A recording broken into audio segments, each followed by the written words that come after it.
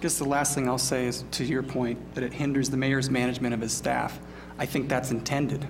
There wouldn't, if there wasn't a possibility of hindrance, there wouldn't be a confirmation process. I mean, you could easily say a gubernatorial or a presidential appointment, because it's subject to confirmation, it hinders the ability of the executive to manage the staff he wants. Well, I think that's by design. I think that it forces the executive to bring forward somebody that is confirmable. And maybe that person, maybe the number one person that the executive branch, whether it's Mayor Bach or somebody that comes afterward, it may not be somebody that the council would agree with and confirm. And would that hinder the mayor's ability to have who he thinks would be the best to do his job? You bet it would. And the council gives the charter gives the council the authority to do that very clearly in 440F. And I respectfully disagree with the characterization that the confirmation process is a checks and balance and is meant to be so, but it's not meant to hinder. It's a checks and balance. So the checks and balance would be going back and letting the CEO, mayor in this case, know that there were some questions or some concerns. I would not characterize that as hindrance. So what would be allowed? So if council didn't agree to confirm somebody, you're calling that a hindrance? No, you called it a hindrance. Okay, I think there can be an honest back and forth. I would not characterize. I'm just trying to understand where you're saying this is contrary to the charter. That's because, I mean, that's a pretty lofty, and that's why I'm trying to understand it, because I don't want to circumvent the charter. Well, we've got a couple of things going on here, but 440C clearly gives mayor the ability to do those things. Agreed. Right? Yes. And so I think we were talking about checks and balance, the confirmation process, and the term hindrance. And I used the term hindrance first and indicated that this overlay of, I'll say it again, a solution in search of a problem. I don't think it's a problem. I don't think it needs to be in here.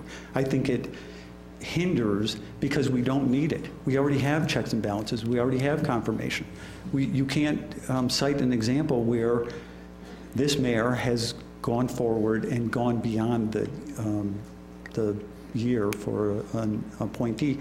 And if he were to do that, you would have an ability to have a discussion.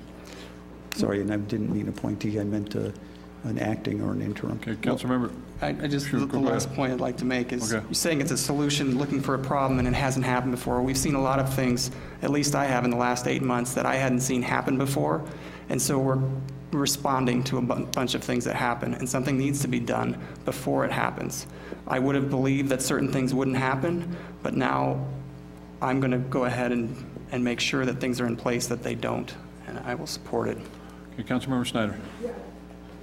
Ask either Andy or Don, when you guys broke it and you met, what did you come to agreement during that meeting that you were not in agreement? Basically, we agreed to disagree. Okay, further discussion. So we have do we have a motion yet? We don't have a motion yet, so is there a motion on this? Councilmember Knight. Councilmember Pico.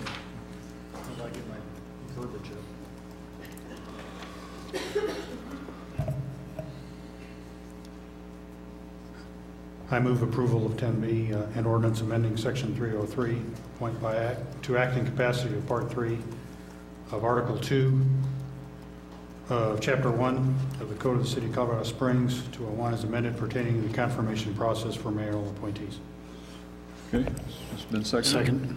Okay, it's moved and second. Any further discussion? Councilmember Snyder.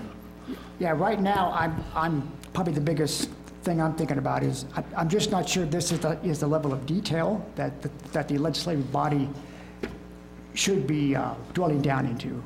So I'm just uncertain, and so I'm going to vote no on the ordinance. Okay, further comment? Okay, let's vote.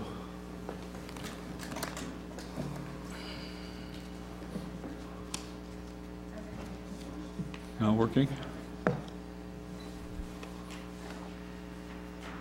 Okay, that passes on a 6-3 vote.